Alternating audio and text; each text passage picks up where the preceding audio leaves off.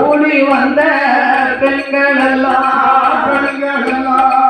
கொலவ சத்தம் கேட்டுச்சுன்னா, அப்ப அந்த காலத்துல கொலவ சத்தம் கேட்டா ஒரு பிள்ளைக்கு வயசுக்கு வந்த பிள்ளைகளுக்கு தண்ணி ஊத்தணும்னா குழம்பு போடுவாங்க. ஒரு 5-6 சில கிழவி கொலையை போட்டு ரேடியா மைக்கெல்லாம் அப்ப கிடையாதா?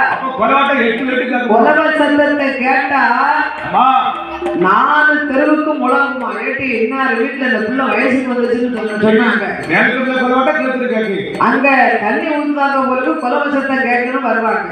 ஆமா, அதே மாதிரி அக்கம் பக்கத்துல கர்ப்பவதி பெண்ணை நிற மாசத்துல இருந்தாங்கன்னா குழந்தை பிறந்தா ஒரு குலவை போடுன்னு ஏன் சொல்றாங்க.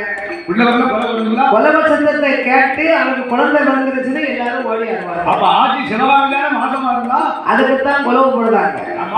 சாமி ஆடும் போது சாமிக்கு அருள் வரணும் அப்படின்னா குலவு போடுவாங்க. கல்யாண வீட்டுல பெண்ணுக்கு மாப்பிள்ளை தாலி கட்டினார் அப்படின்னா குலவு போடும் போது தாலி கட்டிட்டாங்க அப்படின்னு தெரிஞ்சுக்கிடுவாங்க. இவங்க குலவையே போட தெரிய மாட்டேங்க. சண்டை போட